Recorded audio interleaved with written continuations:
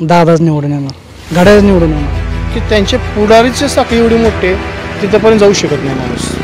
त्यामुळे विकासाच्या दृष्टिकोनानं त्यासाठी बदल हवा आहे. ह्याच्यावरती मार्ग एकच निशिकांत दृष्टिकोन डायरेक्टली माणूस केला की काम होतं. अशाच नवनवीन अपडेट्ससाठी डिजिटल कोल्हापूर चॅनलला सबस्क्राईब करायला विसरू नका. आमच्या फेसबुक इन्स्टालाही नक्की फॉलो करा. विधानसभा मतदारसंघातील नेमकं वातावरण काय आहे हे बघण्यासाठी आता आपण आलो आहोत जुनेखेड या गावामध्ये. तर तिथील लाडक्या बहिणींची आपण चर्चा करूया आणि जाणून घेऊया त्यांचं मत काय आहे. नमस्कार. लाडक्या बहिणीचे जे पैसे मिळालेले आहेत ते तुम्हाला मिळाले आणि त्याबद्दल तुमचं मत काय आहे की तुमचं म्हणणं काय आहे, कुणाला निवडून द्यावं? आमचं मत एवढंच आहे की दादानी आपले म्हणजे लाडक्या बहिणीबद्दल त्यांनी हॉस्पिटलमध्ये सर्व महिलांना मोफत उपचार ही केली. ती लाडक्या बहिणींना पैशाची ही सोय केली आहे, हे चांगली सोय केली आहे. त्यामुळे महिला घड्याळालाच मत देतील. लाडक्या बहीण योजनेचा तुम्हाला लाभ कसा झाला किंवा तुम्ही त्याचा लाभ पुरेपूर घेतला का? हो, पूर्ण लाभ घेतला आहे, पुरेपूर लाभ घेतला आहे. मग आता तुमचं मत कुणाला निवडून द्यायचं असं तुमचं मत आहे? घड्याळाच्या टिकटिकला की तुतारीला? घड्याळाला. का असं का वाटतं तुम्हाला? दादांनी भरपूर सुविधा दिली त्यांना. हॉस्पिटलमध्ये ऑपरेशन म्हणा, पूर्ण रक्तलघवी चेकअप, हे पूर्ण महिलांच्यासाठी त्यांनी मोफत उपचार म्हणा, गावासाठी हे दादांनी सुविधा भरपूर उपलब्ध केली. लाभ झाला. जुनेखेडमधील लाडकी बहीण खुश आहे का आणि आहात तर का आहात असं काय वाटतं? जुनेखेडमध्ये लाडकी बहीण खुश आहे, कारण बहिणींच्यासाठी भरपूर दादांनी सुविधा लाभवलेल्या आहेत, त्यामुळे बहीण खुश आहेत. याआधी जे विधानसभेतले आमदार होते त्यांनी काही सुविधा केलेत असं तुम्हाला वाटतं का? आतापर्यंत जे होते त्यांनी काही केलेलं आहे काय? नाही, बऱ्यापैकी महिलांच्यासाठी असं काही नाही.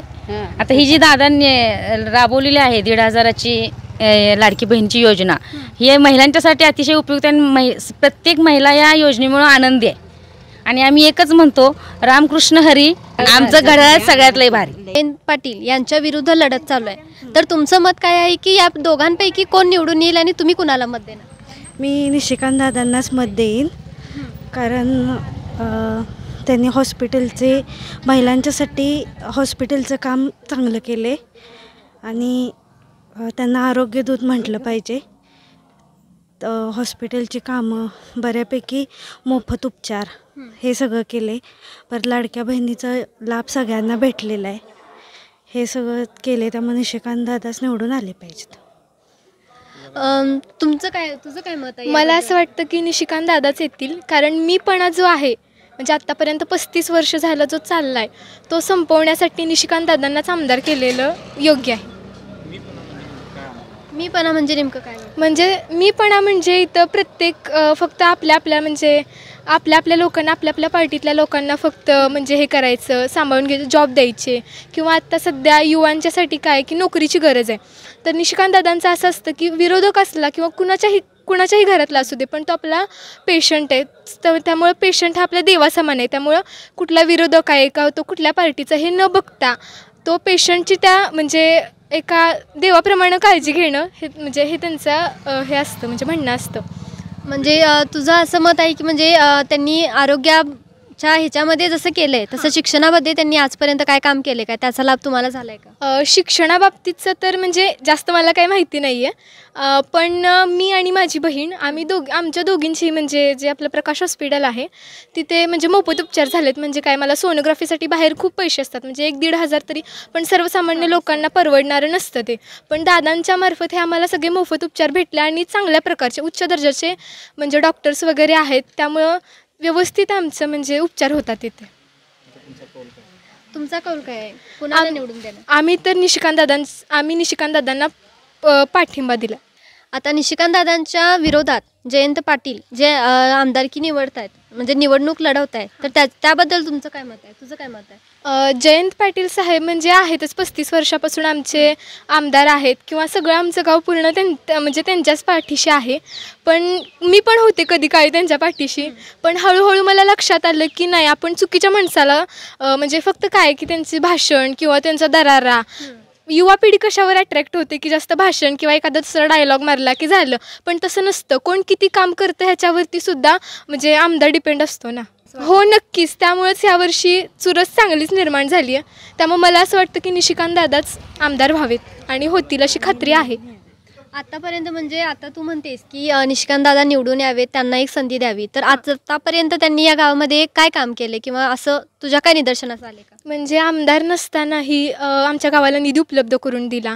त्यानंतर वेळोवेळी त्यांचे म्हणजे हॉस्पिटलचे कर्मचारी वगैरे भेटी द्यायला येतात किंवा सांगतात की असं असं म्हणजे ते शिकणारे कॉलेजची मुलं वगैरे त्यांच्या मग येतात की असं असं आमच्या इथं हॉस्पिटल आहे, म्हणजे गावात शिबिरं राबवली जातात. म्हणजे अशा भरपूर योजना त्या आमच्या गावात चालू असतात. हां, जुनेखेडचा कौल काय असं तुला वाटतं, कुणाला निवडून देतील जुनेखेडचे लोक? ऑफकोर्स निशिकांत दादा. एका बाजूला घड्याळ आहे, एका बाजूला तुतारी आहे, तर या दोघांपैकी कोण निवडून येईल आणि लोक कुणाला आपला आमदार म्हणून निवडतील असं तुम्हाला वाटतं? निश्चितच आता घड्याळाला जास्त हे आहे, माणसांचं कल आहे. आता 35 वर्ष झाली एकच आमदार आहेत आपल्या इथे, त्यामुळे त्यांच्या बदल हवा आहे मग लोकांना. त्यामुळे आता घड्याळाचं जास्त करून मतदान होईल. का बदल म्हणजे नेमकं काय तुम्हाला म्हणायचं? बदल म्हणजे आमदारकीच्या ज्यांची जे हे आहेत विकासाची कामं पूर्ण हे आहेत. 9 वर्ष अर्थ खातं महाराष्ट्राचं सांभाळलं, तरी कोणताही रस्ता किंवा शहरातले कोणतेही एखादी MIDC एखादा प्रकल्प मोठा किंवा आपल्या इथे सांगली जिल्ह्यात कधी क्रीडा संकुलनही झालेलं नाही एखादं मोठं. हे असं बाबा आपल्या इथं आता आमच्या जुनेखेडमध्ये डबल महाराष्ट्र केसरी आहेत गणपतराव खेडकर म्हणून. मग त्यांच्यात एवढं आपल्या इथं जर चांगले जर हे असतील खेळाडू असतील तर नंतर आपल्या इथं क्रीडा संकुलन न होणं ह्याच्यासारखी शोकांतिका काहीच नाही. म्हणजे एवढं हे आहे. आणि जर समजा रस्त्याची कामं पूर्णतः त्यावेळी काही चालू नव्हते, आत्ता सगळी कामं रस्त्याची चालू आहेत. त्यामुळे विकासाच्या दृष्टिकोनानं त्यासाठी बदल हवा आहे. आता जुनेखेडमध्ये नेमक्या काय समस्या होत्या? जुनेखेडमध्ये पहिली समस्या महापूर. हां, आता पूर्ण इथं जो तुम्ही उभं राहिलं इथं सगळं पाणी येऊन गेले, म्हणजे हा रस्ता पूर्ण पाणी. मग यासाठी भिंत बांधली किंवा नदीकडेनं पूर्ण साईड एक पूर्ण जी ही भिंत असते ती बांधण्यासाठी काहीच हालचाल झाली नाही त्या. आणि त्यामुळे पुराचं कायम 2005, 9, 19, 21 हे असे 5-6 वर्ष आम्ही पुरात गेली. शेती बुडली, घरं बुडली, काही घरं पडली. त्यावेळी कधी विधिमंडळात पण तिने प्रश्न मांडला नसेल किंवा जे पाणी आहे ते पाणी जास्त जे पाऊस पडतोय ते पोपळी मार्गे तिकडं जर बीड जिल्ह्याला जे आपण सप्लाय करायचं आहे ती सगळं कधी मान्य केलेलं नाही त्यांनी. आणि भिंतीचं काय ती बांधण्यासाठी संरक्षित भिंत बांधण्यासाठी कधी त्यांनी विधिमंडळात मांडलं असेल असं काही नाही, कधीच मांडलेलं नाही. यावरती मार्ग काय वाटतो तुम्हाला, कुणाला निवडून द्यावं? त्यासाठीच लोक कंटाळलेत की आता विकास नाही, माणसांची एवढी ही गैरसोय होत्या, महापूर आल्यानंतर भरपूर गैरसोय होत्या. त्यासाठी बदल हवा आहे लोकांना आणि बदल करणार लोक यावी एकंदरीत. या ज्या समस्या आहेत जुनेखेडमधील त्या तुम्हाला म्हणजे घड्याळ निवडून आल्यानंतर सोडवेल अशी तुम्हाला हमी वाटते का? घड्याळच असं नाही, महायुतीचे जे म्हणजे भाजप, शिवसेना आणि राष्ट्रवादी हा जे ते महायुती आहे तेच आम्हाला ते करून देऊ शकतात. एकदम व्हिजन असते त्यांच्याकडे विकासाकडे व्हिजन काहीच नाही. किंवा व्हिजनवर कधी बाबा रस्ता करणे म्हणा किंवा आपल्यासाठी एखादं विकास करणे असं काहीच व्हिजन त्यांच्याकडे नाही महाविकास आघाडीकडे. तसं महायुतीकडे भरपूर व्हिजन आहेत, ते करू शकतात. आता जे घड्याळ आणि तुतारी यांचं जे चुरशीचं वातावरण चाललंय त्याबद्दल तुमचं मत काय आहे पंचक्रोशीमध्ये? असं आता जनता इथली एवढी हुशार झाल्या असं माझ्या मते. तुतारी आणि घड्याळ हा मुद्दा काय नाही, लोकांना मुद्दा पाहिजे विकास, महत्त्वाचा आहे तो विकास. जर तुम्हाला विकास जर होत असेल तर चिन्ह आणि ही होत नाही. फक्त लोक जे आहे विकासाकडे बघतात आणि मतदान देतात. म्हणजे घड्याळ असू दे किंवा तुतारी, लोकांचं जी समस्या आहे ती सोडवून त्यावरती मार्ग काढणं हे महत्त्वाचं आहे. आणि निशिकांत दादा यावरती काढतील असं तुम्हाला वाटतंय? हो नक्कीच. जर त्यांच्याकडे जर कोणतं पद नाही किंवा आमदार नाहीत, आता सध्या त्यांना फक्त जिल्हा अध्यक्ष आहे भाजपचे, तर विकास कामं भरपूर केलेत. बरेचसे ठिकाणी त्यांनी रस्ते, पाणंद रस्ते याचे प्रश्न मिटवले. उदाहरणार्थ सांगली पेठ रस्ता मला वाटते बरेच वर्ष झाले त्याच्यासाठी निधी येऊन सगळं कधी मान्यता मिळून सगळी कधी झालं नाही. त्यांनी शुभारंभ केला कामाचा. आत्ता रस्ता मला वाटते पेट नाक्यापर्यंत आपल्या जाईल थोड्या दिवसात. त्यांच्या कॉलेजपासून पुढे गेलेला आहे. मग तो आता क्लिअर होईल तो रस्ता. म्हणजे एकूणच काय तुम्हाला की निशिकांत दादांना निवडून दिलं तर जी विकास कामे आहेत ते होतील आणि लोकांच्या सुद्धा ज्या समस्या आहेत त्याचं निवारण होईल असं तुम्हाला वाटतं? नक्कीच होईल. कारण का ज्यांना खरंच एक आरोग्य व्यवस्था जर फ्री देत असतील, पूर्ण फ्री आत्ता त्यांच्यासारखी आरोग्य व्यवस्था दिलेली नाही कोणी. आता उदाहरणार्थ मी देतो, जयंत पाटील 35 वर्ष इथं हे आहेत आमदार आहेत. आरोग्यासाठी काय केलं, काय आणले, एखादं कॉलेज, एखादं हॉस्पिटल, कधीच नाही. वेळ ती जाऊन दे, कारखान्यासाठी त्यांच्या सभासदासाठी कधीही त्यांनी विमाचं संरक्षण कधी दिलेलं नाही. मग ती कधी कोण देणार? मग त्याच्यासाठी पण असते संरक्षण असतं, पण ते कधीच त्यांनी हे केलेलं नाही. मग त्याच्यासाठी त्यांनी प्रयत्नही केलेला नाही कधी. फक्त आपले आणि आपलं घर भरणे एवढंच उद्योग केले त्यांनी. त्यामुळे आता जनतेला कळून आले फक्त विकास त्या मुद्द्यावर जनता मतदान करणार. स्थानिक पातळीवरती जे राजकारण झालं ते आता राज्य पातळीवरती काय होईल असं तुम्हाला वाटतं? राज्य पातळीवरती पण महायुतीचं सरकार येणार आहे. याच्या प्रमुख बाजू म्हटला तर ह्या योजना आहेत तेच, त्याच्यासोबत शेतकऱ्यांसाठी सुद्धा चांगल्या योजना राबवल्या गेलेल्या आहेत. त्यामध्ये PM किसान सन्मान योजना असो, नमो योजना असो, त्याच्याबरोबर आता ₹1 रुपयामध्ये पीक विमा योजना आहे, जे आजपर्यंत कधीच लागू नव्हती. ती 1 विमामध्ये पीक विमा योजना आहे. तसंच आता मागेल त्याला विहीर होती, आता सरकारनं मागेल त्याला विहीर दिलेली आहे. मागेल त्याला सौर ऊर्जाचे पण हे दिलेलं आहे अगदी कमी सबसिडीवरती. एवढं चांगलं यांचं काम चालू आहे की म्हणजे कोणतीच योजना अशी शिल्लक राहिलेली नाही की या सरकारच्या माध्यमातून जेवढं शेतकऱ्यांसाठी केले, महिलांसाठी केले, आता लाडक्या भावांसाठी पण चालू होईल. योजना पण चांगल्या आहेत आणि त्याचा भरपूर फायदा हा महायुती सरकारला होणार आहे आणि महायुती सरकार हेच राज्यात परत येणार आहे.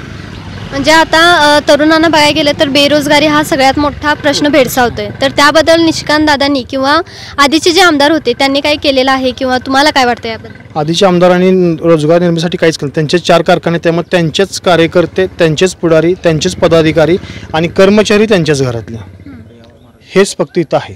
आता यावरती मार्ग काय वाटतो तुम्हाला? ह्यावरती मार्ग आता म्हणतो आता विरोधकांची पण एकमूट झालेली आहे. छोटे प्रत्येकाचं योजना म्हणजे उद्योग उभारायचे चालू केले आहेत. त्या दादांच्या माध्यमातून आमच्या संस्थेमध्ये पण म्हणजे त्यांच्या संस्थेमध्ये पण बरेच कामगार आहेत, ते त्यामध्ये आणखी वाढवायचा प्रयत्न करतायत. हळूहळू बाकीचे सगळे उद्योगधंदे चालू होतील. आणि महत्त्वाचं निशिकांतदादा भोसले पाटील आष्टा आणि शहरासाठी पण MIDC उभारणार आहे. त्यांचा जाहीरनाम्यामध्ये पण आहे ना, वचननाम्यामध्ये पण आहे. त्यामुळे तरुणांचा बेरोजगार प्रश्न 100% सुटणार आहे. जुनेखेड मधील एक स्थानिक रहिवासी म्हणून तुम्हाला काय वाटतं या इलेक्शनमध्ये? तुम्हाला काय वाटेल की वातावरण काय आहे आणि लोक नेमकं कुणाला निवडून देतील, निशिकांत दादांना की जयंत पाटलांना? हे सगळं वातावरण बघताना, आजपर्यंत झालेला अन्याय बघता 100% लोक हे निशिकांत दादांनाच निवडून देतील. अन्याय बघता म्हणजे नेमकं तुम्हाला काय म्हणायचं? म्हणजे काय आहे की ठराविक लोकांचीच कामं होतात, त्यांचेच कामं. एखादं काम सर्वसामान्य लोक असेल तर 4 लोकांच्या भेटी घ्यायच्या, मग आमदारांपर्यंत पोचायचं. मग त्या वैतागा माणसं आमदारांपर्यंत पोचू शकत नाहीत, कारण ह्यांच्याच बगलबच्च्यांसोबतच वेळ जातो.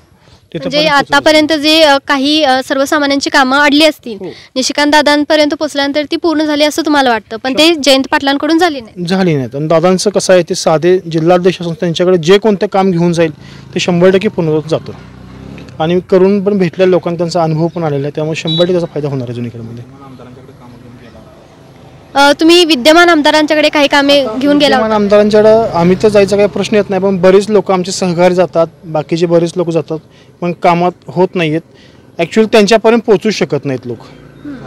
त्याचं कारण काय होतं की त्यांचे पुढारीचे साखळी एवढी मोठे की तिथपर्यंत जाऊ शकत नाही माणूस. म्हणजे सर्वसामान्यांना नाहीच ते, त्यांचे जे मोठे तर जवळपास नाही म्हणतात 15 लोकांच्या पहिले भेट्या घ्याव्या लागतात आणि मग तिथे जावं लागतं. याच्यावरती मार्ग काय? ह्याच्यावरती मार्ग एकच, निशिकांत दादा भोसले पाटील डायरेक्टली माणूस केला की काम होतं.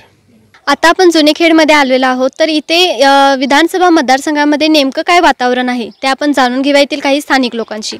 तर इथे मतदारसंघामध्ये काय वातावरण आहे, कोण निवडून येईल तुम्हाला असं वाटतं? निशिकांत दादा पाटील. का कारण काय तेच निवडून येईल? कारण त्यांचं तसं मूळ 4 स्तंभ आहेत. एक आरोग्य, दुसरा पानंद रस्ते, तिसरा निधी आणि चौथा ऊस दराचा प्रश्न आहे. ह्या 4 स्तंभाला भारावून आम्ही त्यांचं काम करायचं ठरवलं आहे. म्हणजे आधी जे जयंत पाटील म्हणून 35 वर्षे इथे होते, तर त्यांनी काही विकास कामे केलीत का? त्या 35 वर्षाच्या मानानं कमी.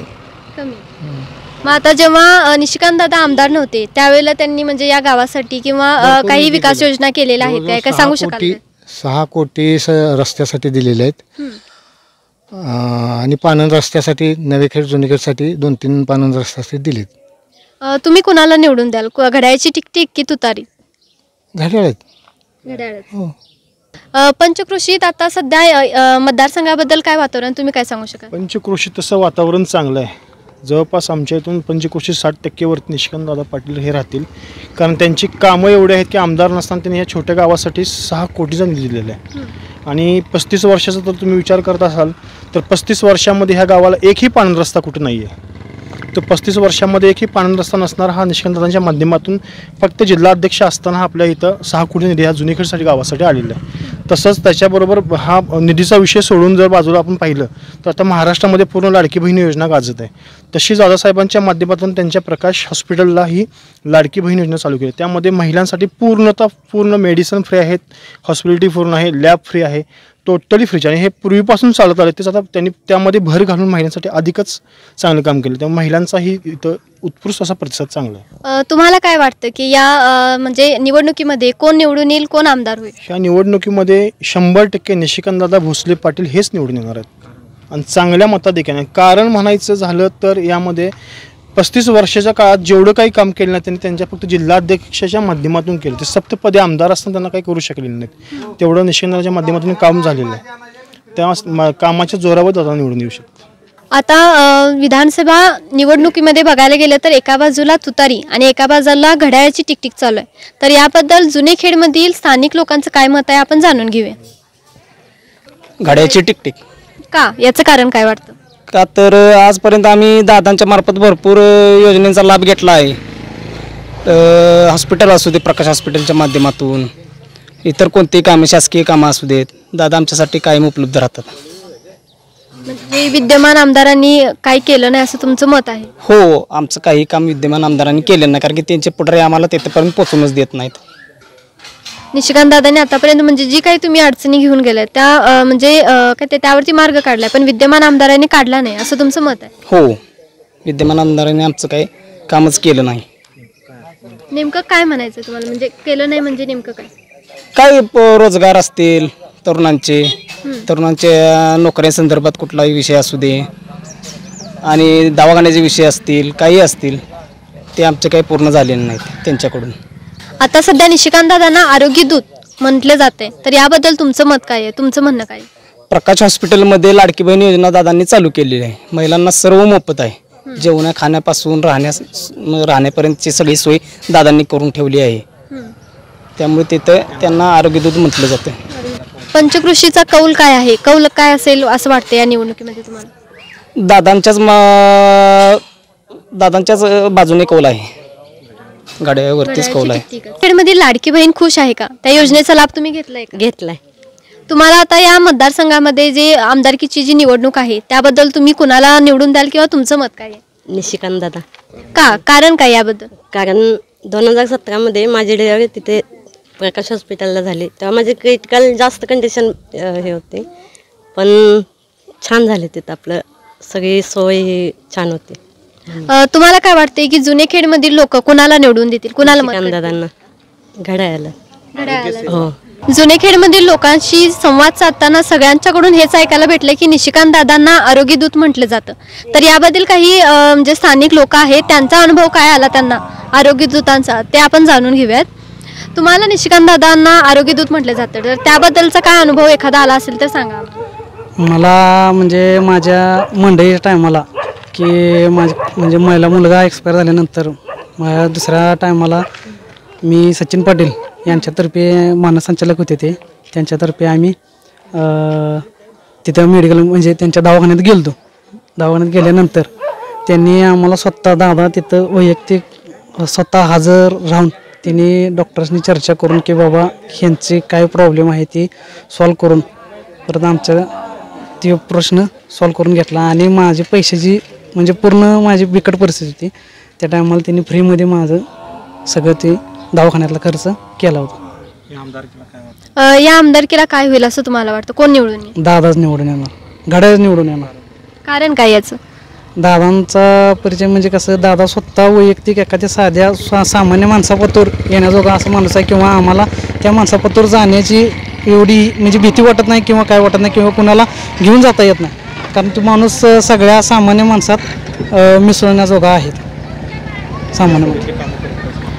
म्हणजे यापुढेही ती निवडून दिल्यानंतर विकासाची कामे किंवा लोकांना जशी आतापर्यंत त्यांनी मदत केली पुढेही ती करत राहतील असंही तुम्हाला वाटतं? 100% वाटते, 100%. आणि सगळी पूर्ण जी रखडलेली काम आहे ती सगळी पूर्ण करणार, दादाच करणार पूर्ण, असा तुम्हाला विश्वास आहे? विश्वास आहे. विद्यमान आमदार जयंत पाटलांबद्दल तुमचं काय मत आहे? त्यांच्या पत्र आम्हाला जाऊन देत नाहीत, आणि कसं आहे ते माणूस आम्ही कधी त्यांच्याबरोबर जातच नाही, काहीच नाही. आम्हाला हाच माणूस पाहिजे, निशिकांत दादाच पाहिजे.